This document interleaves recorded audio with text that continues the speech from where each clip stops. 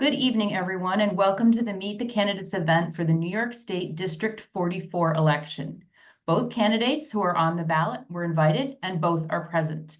This event was organized by the League of Women Voters of Saratoga County in conjunction with the League of Women Voters of Schenectady County. It will be recorded and posted on the League's website and on vote411.org. League rules require that if a Meet the Candidates event is recorded, it must be broadcast or rebroadcast in its entirety. My name is Larissa Reed, and I am a member of the League of Women Voters of Albany County. I live and vote in the town of Bethlehem. I will be your moderator tonight. The League of Women Voters is a nonpartisan, volunteer political organization dedicated to the informed and responsible participation of citizens in government. The League never supports or opposes any political party or candidate. That has been the League policy since 1920. Membership is open to anyone who is eligible to register and vote. Please consider joining your local League. Before we start, I want to remind the candidates and our audience that the recording taken tonight is the property of the League and can only be used by the League or licensed media according to FCC regulations. It may not be used by the candidates except to post the link to the complete recording. All candidates participating in this forum have pledged that they will abide by this policy. We have received questions from the public in advance. These were reviewed by League members and selected to be representative and to avoid redundancy. Questions of a personal nature are not included.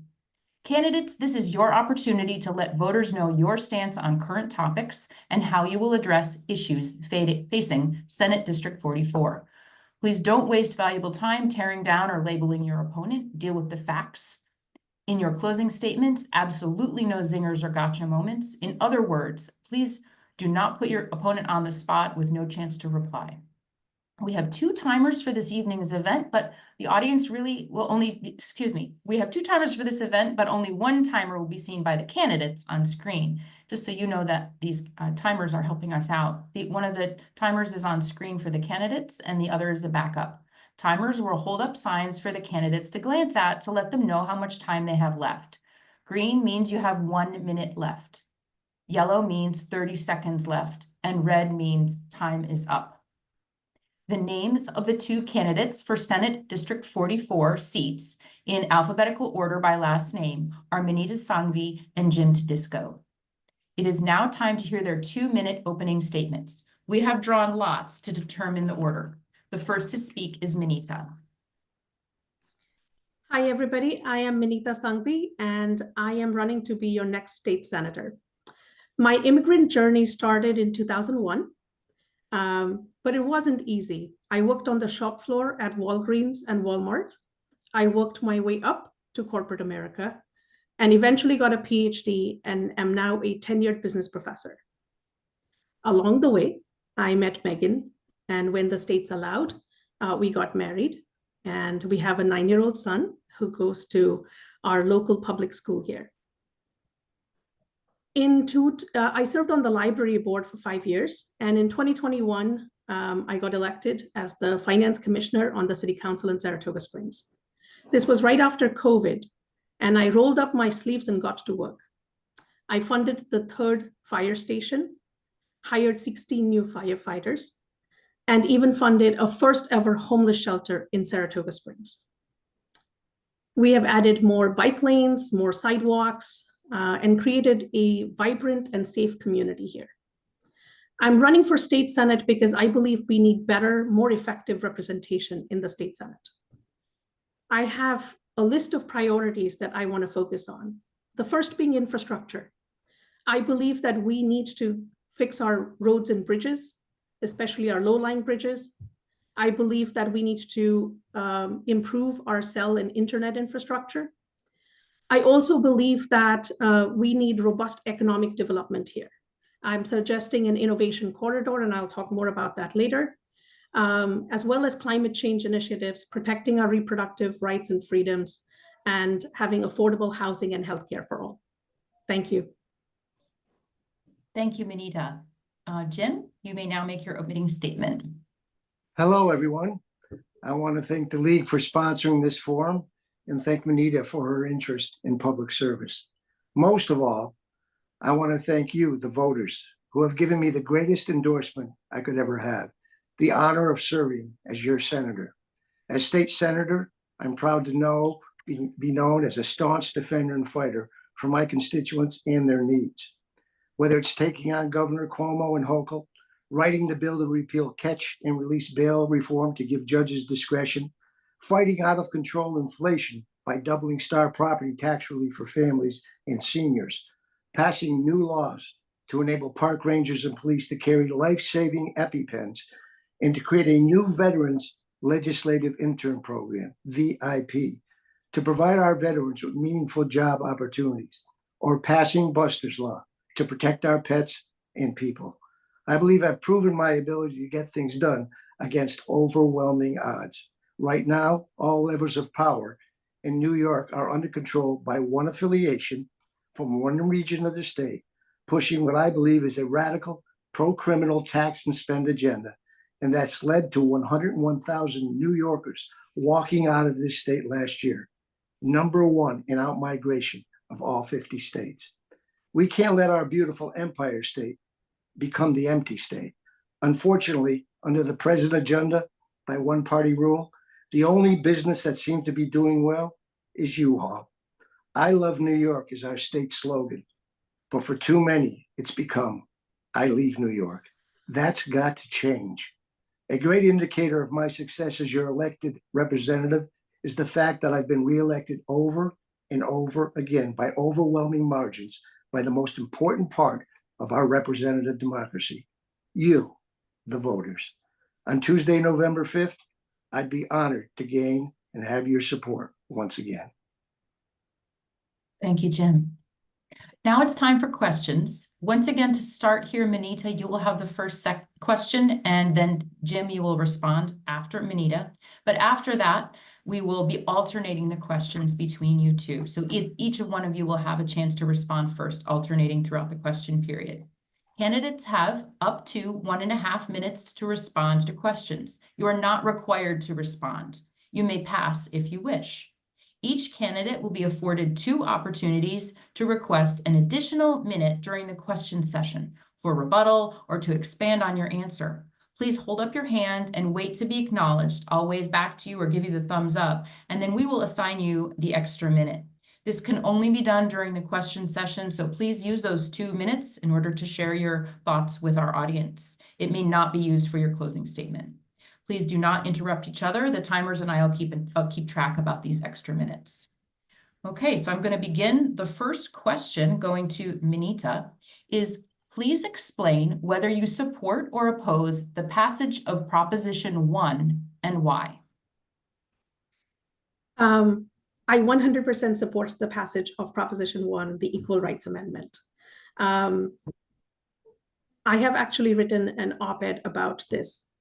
So, whether it's the suffrage movement, which took 74 years to pass, and the reason why people opposed it, they said, women are going to stop making dinner, women are going to stop having children, women are going to stop getting married, anarchy will ensue. And when women got the right to vote, none of that changed. And the same thing more recently happened with gay marriage. They said, oh my God, everybody's marriage will fall apart. And I can tell you, when Megan and I moved in on our street, nobody's marriage was changed because, a gay couple moved in. These are fundamental rights to not have discrimination based on your age, your disability, your national origin, and your abortion, pregnancy outcomes. This is important, and these are rights that we have hard fought, won for, and we should have in our Constitution. And the important thing here is that no matter whether it's a Republican governor or a Democrat governor, we should not be giving away our rights in the political process. And I strongly support the ERA. I believe that it's going to be not just great for the people in New York, but it also attract people from other states to come here to a state that has rights and that has a safe haven. Thank you. Jim, please explain whether you support or oppose the passage of Proposition 1 and why. Well, let me start by saying what I hope everybody agrees upon, and I certainly do, that the center of evil is discrimination, it's bigotry, it's prejudice, anti-Semitism, racism, gender, any discrimination of those forms are the center of evil. I see it that way. But this is something different that's taking place now. And it's been said, and I really believe it. It's kind of a wolf in sheep's clothing. It's kind of a political ploy to get more people to come out and try to address freedoms and constitutional rights that already exist in the state constitution and the Constitution of the United States of America. And I'm sorry, they give these glossy names, Equal Rights Amendment. This has nothing to do with an equal right amendment. You know what, if you want to say ERA, it's the elimination of the rights of adult parents to be involved in the best interest, in the safety and security, and the medical care of their children, because that's going to be taken away from them. You know, we ask parents to love their children. We ask them to protect them. And if they don't, we take their kids away. Well, kids that don't have their brain fully developed now are going to be making decisions about invasive surgery and augmentation of themselves, but it goes beyond this. Now we've added in 99% of the constitutional parts of this bill are already protected. There's one that they're adding, which is actually going to discriminate against another one. It's going to discriminate against gender. It's called Thanks, Jim, I need to, unless you'd like to use an extra minute, I'm going to have you end there. Would you? Okay, I'll end there. Yeah. Okay, thank you. Yeah. Thank you. I do remind both candidates to keep your eyes on our timer because you'll be able to see those cards more easily. Okay, thank you. So Jim, you'll receive the second question now first, and then Minita will follow. Jim, do you believe that cutting taxes would improve New York State budget prospects? Which taxes would you cut and why? Well, let's understand this. Any poll we do, Democrats, Republicans, the media, the top two issues, cost of living, inflation, affordability. Second is public safety, crime, and the problems with illegal aliens coming. I'm not talking about the individuals who come here and assimilate and go through the process. Giving $2.4 billion in the previous budget, $259 billion budget, to illegal aliens who have not been vetted, don't know their background, their crime, is a slap in the face to those who follow the process. And it's an important process. I've been at many of the ceremonies. So inflation is one of the top issues right now, and public safety is one of the top issues right now. And what we've got to do is we've got to correct this inflation by allowing people to keep more money in their pockets, keep a cap on spending in New York State. We have a bill that passed that because we asked local governments to cap spending. But on the other hand, what's good for the goose is good for the gander. We're not capping ourselves here. And we have to have spending priorities also. What are those spending priorities? Well, there's certainly not $600 million for a football field that plays 9 games or $750 million for Hollywood moguls to come here and really create jobs for 3 days, then leave. So we've got to first and foremost protect how we spend taxpayers' dollars. Thank you, Jim. Okay. Minita, don't forget to come off mute. And the question again is, do you believe that cutting taxes would improve New York State budget prospects? Which taxes would you cut and why? I think it's not really a tax issue. It's more a revenue issue. As a finance commissioner, as well as a business professor, I understand that when you're looking at funding or creating a budget, you're looking at revenues. Taxes are just one piece of it. I think that there are lots of opportunities in New York State to look at revenues. So one of the things that I would focus on is ensuring that we get more of our cannabis revenues. You know, it's been stalled for many years now. And if you look at our neighboring states, California has $5 billion from its cannabis revenue. Even Massachusetts next door has $1.5 billion from cannabis revenues. And so this is really an opportunity when New York only makes $134 million from cannabis revenues. So this is a really interesting solution that we have that would bring us more revenues. The second thing that I would recommend in terms of revenue is looking at iGaming. So, we have it's online betting, and it's right now being considered. Joseph Adabo has talked about this, but iGaming is happening right now in Pennsylvania, and is worth billions of dollars there. And it's estimated to be about $3 billion worth of revenue here. So, we don't need to, can I use my extra time, please?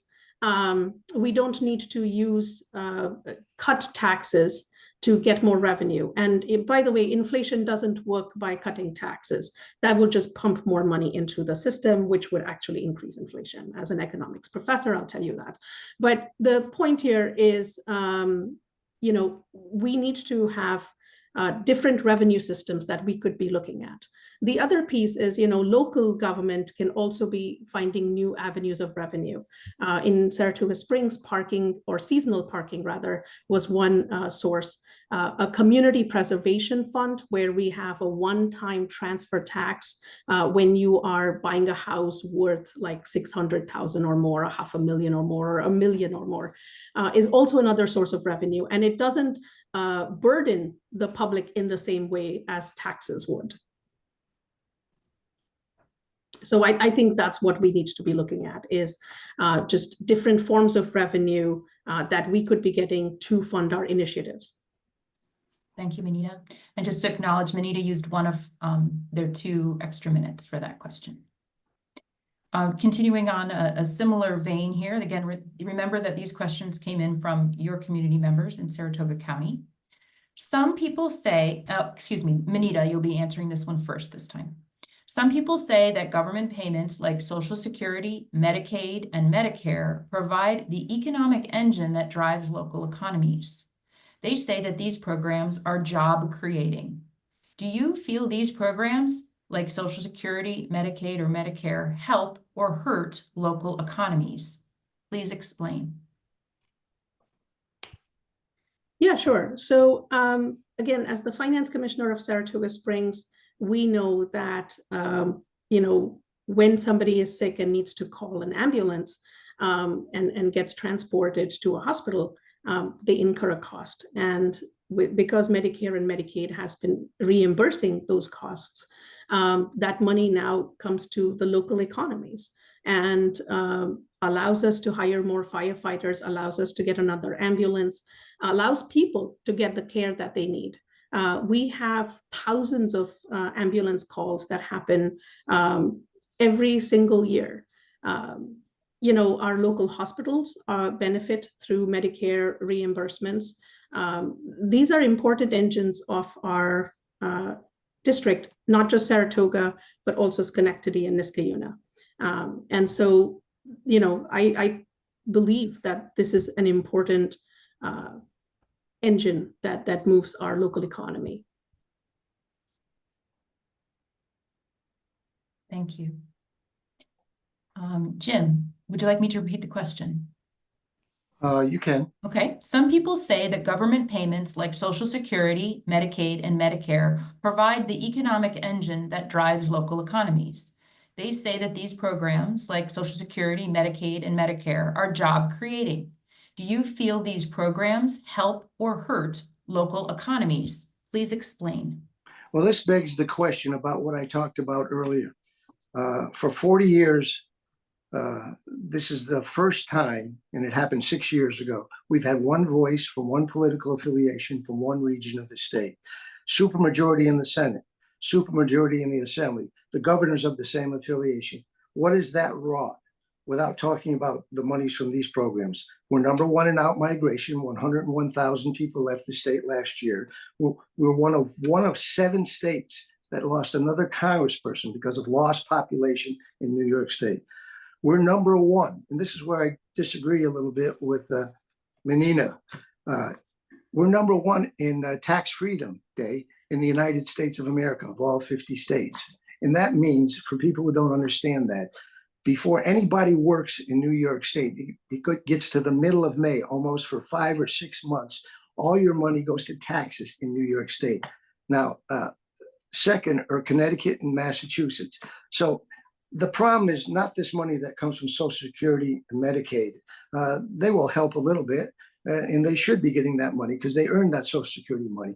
But we've got to cap spending. We can't keep spending $8 billion a year, 11%. We can't keep putting $2.4 billion in the budget for those who have come here illegally, which is more than we give to veterans and our senior citizens programs who are just trying to keep their homes. They paid their mortgage, but, and let me just close with this, they can't afford to pay their taxes anymore. So it is a problem. Thank you.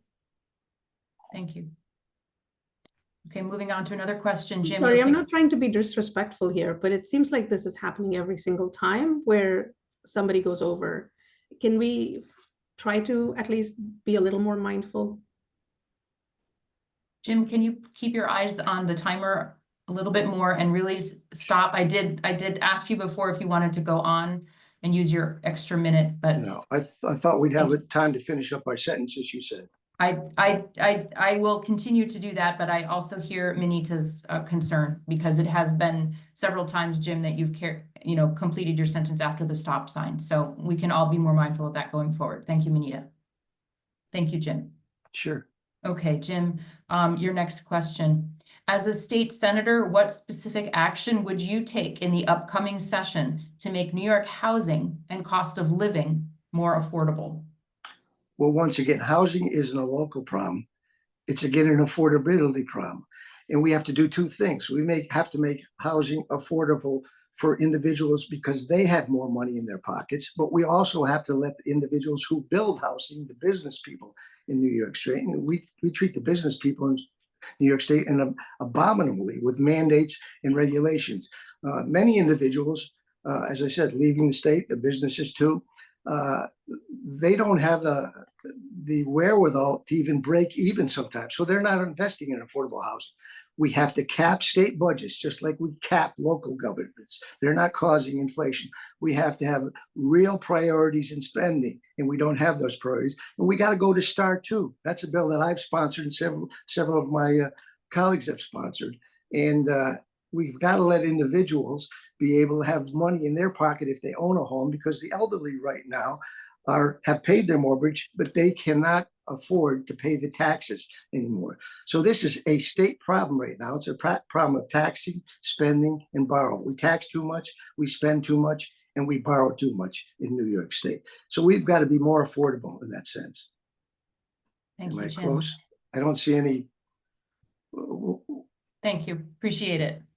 Okay. Yeah, I'm not, maybe the problem is I'm not seeing anybody notifying me here. Yes, I think that if I could just ask our timer to hold the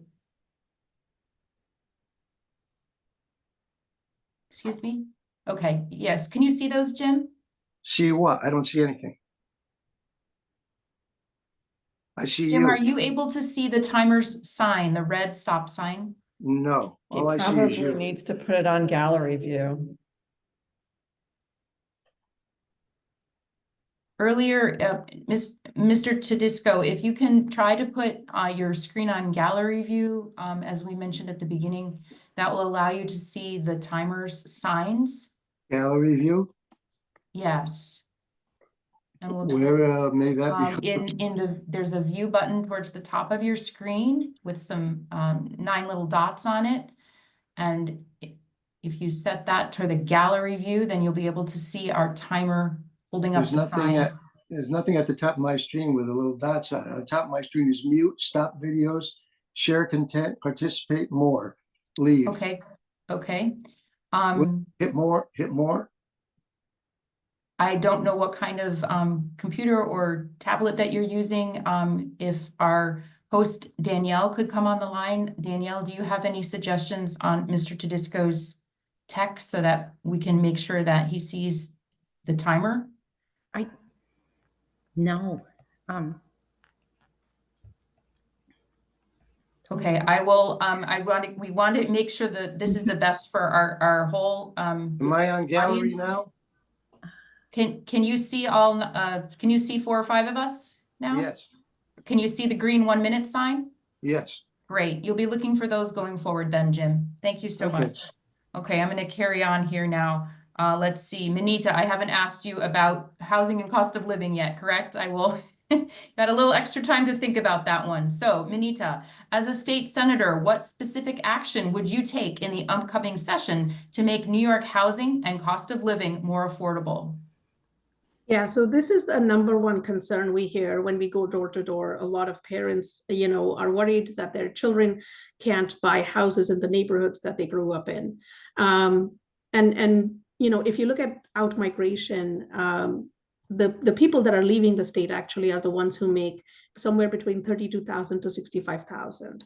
And they are saying that they are not able to afford a reasonable place here in that income range, which is a real issue. And I really appreciate Kathy Hochul and the pro-housing community process that she has started. I think a lot of communities are signing up for that, and that will ensure that those communities are then eligible for, downtown revitalization funds, New York Forward, and those kinds of initiatives. But we are also looking at affordable housing and working with local communities with their zoning, their planning boards to add more housing. There's a really great model in Corinth where the mayor of Corinth worked with RISE to create supportive housing there. These are, people who had mental health issues and would have been homeless, but now they have a space to go and live and be supported by the community. We need more programs like this. There's also veterans housing in Amsterdam. It's not just workforce housing and affordable housing, but there are lots of similar programs. Thank you, Minita. Jim, could you see the signs as those went up this time? Yes. Great. Okay, great. Excellent. Thank you for letting us sort that out. It's great for our audience to be able to hear the full answers. Okay, so Minita, this question is for you as well, and then we'll switch back to Jim.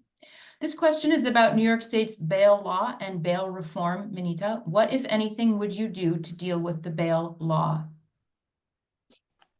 And you're on mute, Minita. You might want to. Yes, I get that. As I mentioned in my opening statement, I worked at Walgreens and Walmart on the shop floor. I was robbed at knife point, and it was a very harrowing experience. And I am 100% in favor of people getting their day in court and justice being served. I think that is a hallmark of American democracy and the law and order system. But justice needs to be equal. Everybody should be equal. Justice should not be different if you are rich or poor. Justice should not be different if you are white or a person of color. I believe that there are issues with bail reform law as is written, especially about domestic violence cases. And it is something where I would advocate for change and more discretion on the judge's end. But overall, I believe that we need a law and order system that works for everyone, and that justice is equal. Thank you, Minita. Jim, same question. Yeah, What, if anything, would you do to deal with the bail law? Well, what we have right now is not really justice. The scales are weighted in favor of the perpetrators. I'll give you two examples. The Patrick family and their father, John Lee. An individual was in a park. He was attacked. He almost killed. The person went before the judge. Under the laws, she said, "Judge, I have to release this person." 4 hours later, he was in the backyard of John Lee, the Patrick family's father, and John Lee was stabbed to death because this individual started a fire and he tried to put it out with a hose. Now, we can't continue to have this happen. We have Lola's in Saratoga Springs. What happened there? We have criminal people coming to the state of New York, and they're visiting. We want people to come and visit, but we don't want them to burglarize twice. The judge said if he had the wherewithal, he would put them off and use cash bail. So we've got to protect innocent, honest, law-abiding citizens. We can't allow individuals to walk away from a crime. And this is what's taking place. 49 other states give the judges discretion to decide if a person is a danger to themselves or others. If those were in place, these individual things would not happen. I have the bill, bipartisan. Assemblyman Santa Barbara has it in the Assembly. It's a bipartisan bill to give judges in New York State the same ability to decide if a person is a danger to themselves or others who was before them and take him off. Now, if we want to make it evil, use a means test. Thank you. Thank you, Jim. Jim, this question goes to you first. Do you have a plan to help keep the planet safe? Well, I think the planet is fairly safe right now. I don't know if this election's going to be safe because we have a problem here. And it's the one problem that people keep talking to me about. The personal attacks during elections from one side to another. It seems the United States is split on that right now. 50% of people seem one way, 50% of the people seem another. We've got to come together. And there's a lot of language. I believe in facts, not attacks. I don't believe in mudslinging, name calling, or personal attacks. In terms of helping to protect the environment, I don't think we need political deadlines for things that we want to do to go to renewable energy, because we all support that. We want to make it available. We want to make it compliable. We want to make it cost effective, but we don't want political deadlines. And let me give you an example. Electric buses right now. By 2031, all the buses in New York State, the individual buses we have now cost $130. The new buses EV cost $450,000. The energy people say you can get the buses, you can get the chargers, and you have to replace the chargers every 10 years. Try to plug them in 2031. There'll be no energy to do that. We cannot provide the energy. So if we're going to keep the nation safe, we have to bring the economy along, the technology, and we can't have these false deadlines that they're backing off right now about. Thank you, Jim. Minita, the same question. Do you have a plan to keep the planet safe? I do. I think that climate change is one of the biggest threats that we have. And anybody who was breathing the air that we were breathing in last summer when the Canadian wildfire smoke came down. My son plays Little League baseball, and they couldn't play for many days because of that, dense, thick wildfire smoke that we were all breathing in. So to think that the planet is safe is a myth. I think that we need urgent action, and there are lots of different ways you can do this. Obviously, renewable energy is a big one. I've written an op-ed about how we need more renewable energy and how we can, put in that line from the Champlain Hudson that's coming down to New York City and pull another one here for us so we can have more renewable energy for a lot of the, economic development that's happening here. We're also looking at, small little things, whether it's sidewalks and bike lanes that my opponent has voted against, or whether it is, that's something that I care deeply about. And like when we go door knocking, families tell us what they want is more sidewalks and bike lanes. So it's little things like that. It's, composting, it's food scrap donation, a lot of EV charging stations in public lots. A lot of these bills are things that Republicans vote against. I'll take my extra minute here. That Republicans vote against, but then are really happy to come to the ribbon cuttings for a photo op. And these sort of tactics really undercut the importance of climate change initiatives that New York is trying to put forth. I believe that climate change is an existential issue. I think it's an essential threat to our country and our state. And I'm really looking forward to hopefully serving on the Environmental Conservation Committee and putting forth real initiatives that can help our district and our state, be the leader on these initiatives. Thank you, Minita. The next question, we'll start with you, Minita. Do you consider undocumented immigrants living in your district to be your constituents, even though they cannot vote for you? Absolutely. Everybody who is in my district is my constituent, because that person here is paying taxes or is walking on the street or is impacted by cell phone coverage or any such issue. I wouldn't serve someone just because they voted for me or didn't vote for me. And I'm certain that Jim wouldn't do that either. It is our job as elected officials to serve all the people in our community. You can't say, oh, listen, you are here on a student visa, so you're not important, or you are here as a visitor, so you're not important. No, everybody who is here, who's visiting, we are very thankful they are here. And it is our job to serve them. Of course, I have worked really hard to make sure that we are able to work on getting more legal migrants here and helping. One of the issues in Saratoga is that we are growing. We have grown 9% over the last 10 years. And one of the biggest issues is not out migration in our district. It is more jobs. We need more labor to do more jobs. Our farms need labor. Our restaurants and businesses need labor. Our factories need labor. So I would like to work with our governor. One of the examples that I give often is the backstretch workers. Oh, sorry. Thank you, Minita. Jim, the same question. Do you consider undocumented immigrants living in your district to be your constituents, even though they cannot vote for you? There's tremendous hypocrisy with this migrant issue. The mayor of New York City and Governor Hochul beat the drums saying, what's wrong with Texas? What's wrong with Arizona? Why won't they accept these individuals? Now they've been sent to our state. They've been sent to New York City. They've been sent to the state of New York. What happened? Not so much now. The mayor put them on buses, sent them to upstate New York. You know what I did? I said, if these children and these families are here in our community, we have to pay for their education. That's our responsibility, because they are here. We have to care for them. But I also said to Governor Hochul, you have to send the money into these schools because budgets have already been passed.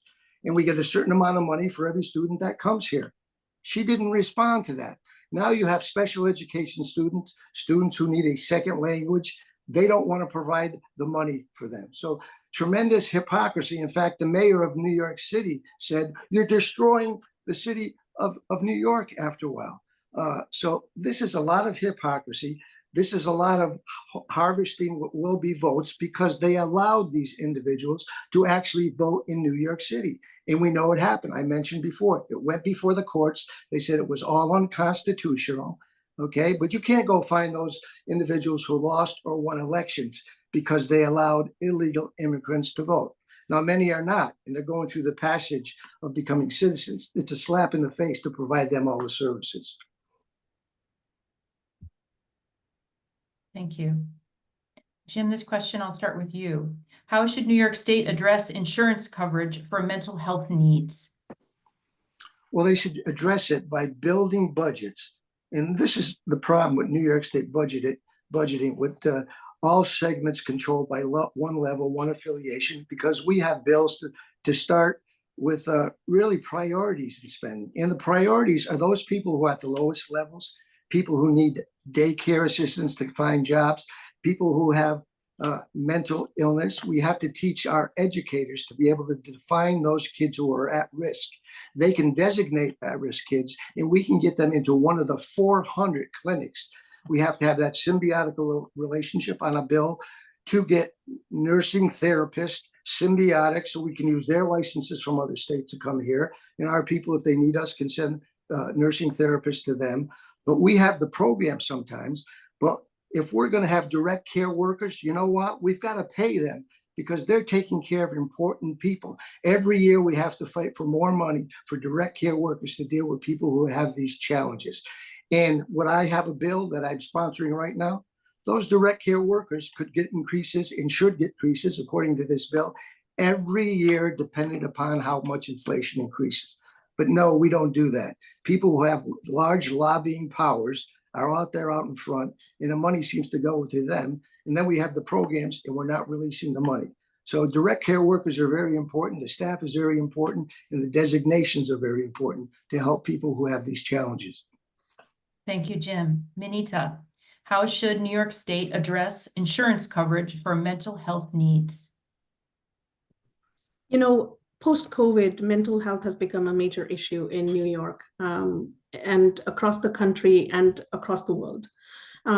Especially in schools, we have a lot of children who are struggling, and who have high anxiety. We see this all the time, not just in K through 12, but even in colleges and grad schools. I think this is an important issue that needs to get covered. There are lots of different ways, whether it's more funding to schools, whether it's more counselors, whether it's, ensuring that we have even more social workers in the area. I mean, one of the issues that we have with insurance programs is that there is not enough coverage. And this is some of the things that I'm hoping to better advocate for in the Senate, because a lot of the downstate senators don't understand the realities of rural and upstate life, and that we don't have some of the same resources that they do in plentiful downstate. Another issue, that I've talked about in terms of supportive housing for the mentally, challenged folks who need extra assistance and who would have been homeless without. So these are, all important issues. They need a lot of thought. And there was one single no vote on creating an office of mental health and addiction, and that vote came from our district. So it's really something that's sad. Thank you, Minita. Minita, I'm going to give you this next question first. Yes. What have you done in your current elected office to increase resources available for police and fire protection services? So, I think public safety is a very critical issue. When I got into office, the public safety budget was about 22 million. Today it is 36 million. So, we have really increased the public safety budget. We've opened the third EMS and fire station. We've added ladder trucks. We have added ambulance transports. This has made our community safer. In regards with our police, we have, spent a lot of money to give them better technology with body cams, with data analytics software to understand, where crime is happening, how is it happening, times of the days. So there are lots of different ways that we can help our public safety for our city, including a civilian review board, which also happened during my time as the finance commissioner on city council. So I think, honesty, transparency, community relations are all critical to build trust between police and firefighters and the community. And that's what we have been doing in Saratoga Springs. And that's what I hope to do and work on when I get to the state Senate. Thank you, Minita. Jim, what have you done in your current elected office to increase resources available for police and fire protection services? Well, when Minita gets to the state Senate, I hope she doesn't follow her colleagues and want to defund the funding for our law enforcement officials or their liability to protect their families in terms of lawsuits, because that's what's taking place with my colleagues on the other side of the aisle right now. We have to support our law enforcement officials. Think about it. You put on a uniform. A lot of people wear uniforms. Who adds a Kelvin vest to their uniform to have to walk out the door because they might get between a predator and someone they have to protect?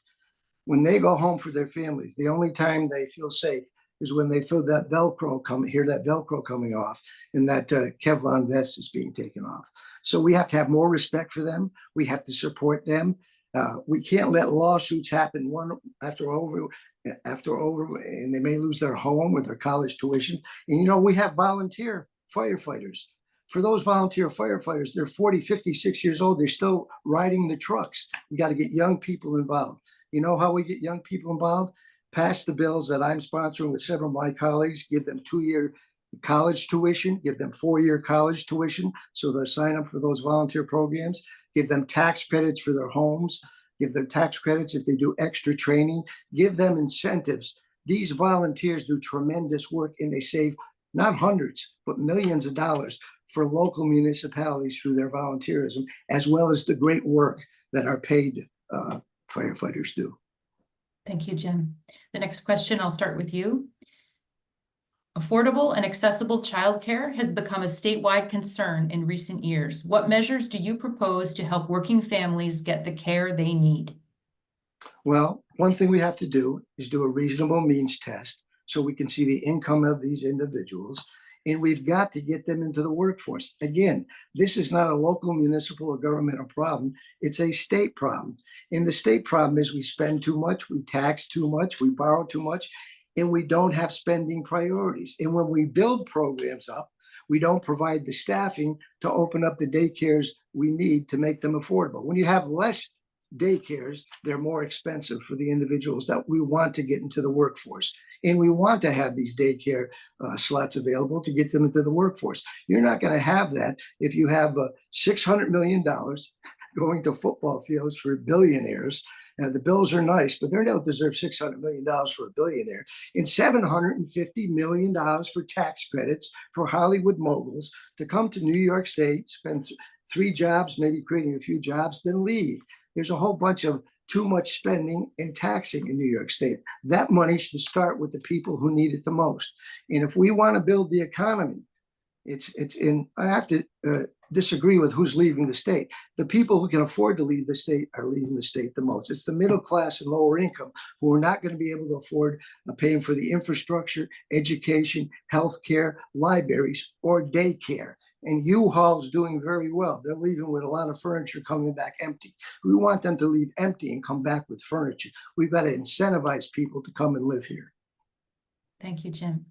Minita, affordable and accessible childcare has become a statewide concern in recent years. What measures do you propose to help working families get the care they need? You know, one of the easiest ways of stemming this out-migration trend, again, is making life more affordable in New York. And I agree with Jim, not on a lot of things, but on this one, that the $600 billion for a football stadium would have been better spent on childcare and our childcare needs for our state. Not only will this attract young families and young professionals from other states back into New York, but will actually help alleviate some of the issues. Daycare is really expensive. My wife and I have just been through this. We made a decision where one of us went to work and one of us stayed home because, you know, that's sort of how it made sense for us. But, you know, investing in Head Start, investing in our schools, investing in our daycares, investing in our library programs. You know, I've served on the library board, and we need to look at all sorts of different methods that we can invest in our children, that we can support parents, young parents, and all the different ways we can ensure that this becomes an issue that people come to New York State for and not leave because it's unaffordable. Thank you. Candidates, I'm going to pose one more question for you each, and then we'll move to closing statements. So this will be your final question. Minita, we'll start with you.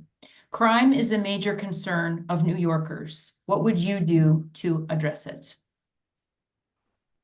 Crime is a major concern of New Yorkers, but, you know, it's very interesting how we see that, because if you look at the statistics, crime has actually gone down. However, one of the things that has gone up is hate crimes. You know, whether it's hate crimes against the Jewish community, or whether it's hate crimes based on race, or it's hate crimes based on LGBTQ individuals. These are really important issues that we need to be addressing. And I commend the AG's office in addressing a lot of this and putting out data and statistics. I also think that having, you know, more monies towards education on preventing gun violence, on preventing gun retaliation, like the SNUG program or the RISE program or the GIVE program that are supported by the state right now. I think it's important that we invest in those programs to make sure that we are preventing violence. And again, passing the ERA. You know, it's important that we are codifying all these important hard-won victories that whether it's for LGBTQ rights, whether it's for age, disability, you know, gender, pregnancy outcomes, that we are codifying them in our state constitution. So I think these are all different ways of looking at crime and working on resolving crime. Thank you, Minita. Jim, your final question for the evening. Crime is a major concern of New Yorkers. What would you do to address it? Any survey, it's at the top of the list, tied with cost of living, crime. We had a pandemic. Individuals were quarantined. I go door to door every single day. I'm ringing doorbells. People don't want to answer the door. They don't want to go out in the dark. It's almost like they're quarantining now because of the crime that's in place.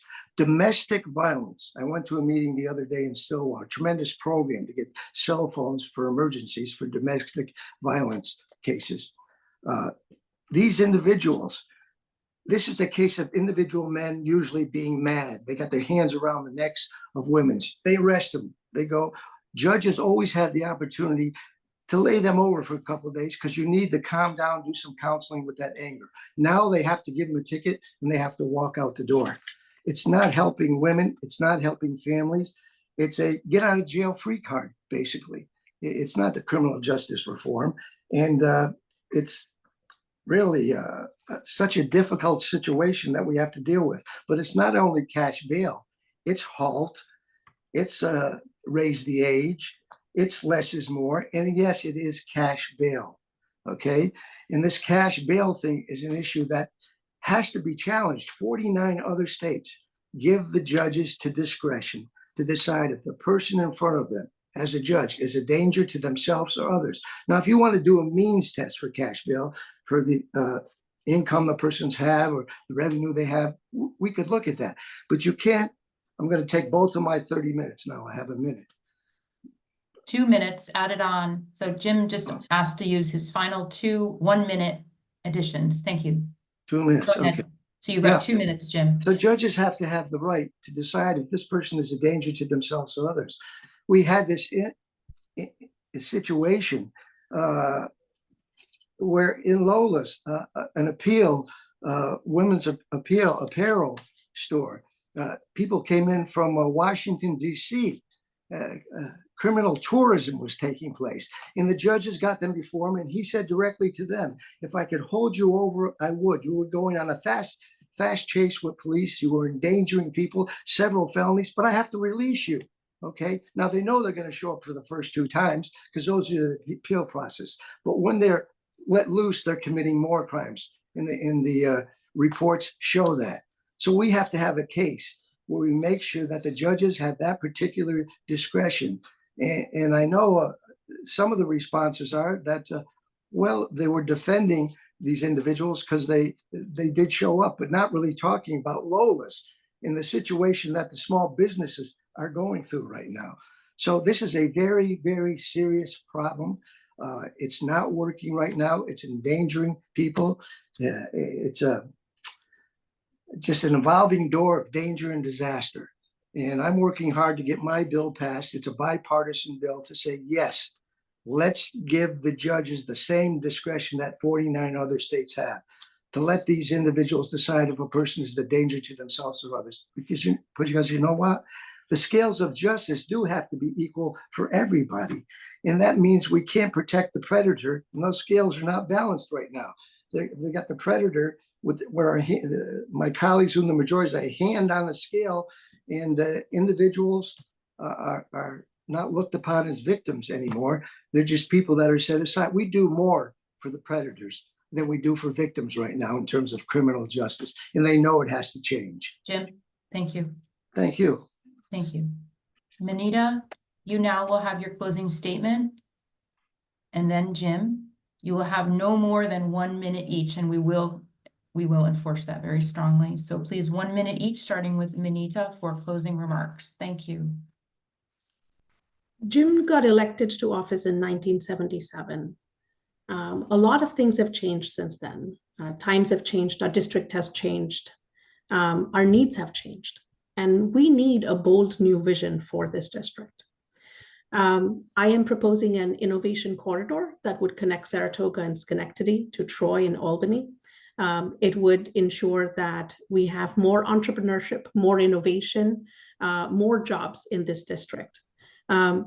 We have a once-in-a-generation amount of money coming into this area through the Chips and Sciences Act, through the AI agenda. We really need new ideas, and I am the person to lead us in there.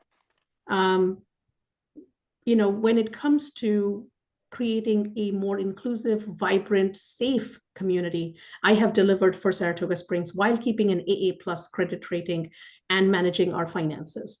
I will do the same for our state. And that's why I believe I am the right choice. And I humbly ask for your vote this November. Thank you, Minita. Jim, your closing statement of 1 minute. Thank you. Again, I want to thank the league and Minita. I especially want to thank you, the voters, for voting for me in overwhelming numbers again and again, and giving me the honor to do the job I love so much, to be your senator and to help people. I'm asking you to continue to allow me to be your senator, to speak up strongly against increasingly overbearing state governments. I am just as excited as I have ever been to get to work each day and fight for you. I have the agenda to help turn things around and the fortitude to uphold my oath of office, as I have done over the years representing Saratoga County, Niskayuna, and the city of Schenectady. I've always said the most powerful votes in our representative democracy are not the government officials, but you, the voters, who give those of us in public service the honor and privilege to serve. I do not and never will take that for granted. On November 5th, I'd be honored to have your vote, and God bless you. Thank you, Jim. Thank We'd you. like to thank both candidates for attending this event and helping to educate your voters. We also want to thank the public for submitting the questions that you heard tonight, and all the viewers who have taken the time to watch this event and learn about your candidates. Don't forget to vote. Early voting started this past Saturday, October 26th, and early voting goes through Sunday, November 3rd. You can find your early voting site and hours by calling the Board of Elections of your county. Election day is Tuesday, November 5th. Polls will be open from 6 a.m. to 9 a.m. Thank you and good night. This ends our Meet the Candidates event.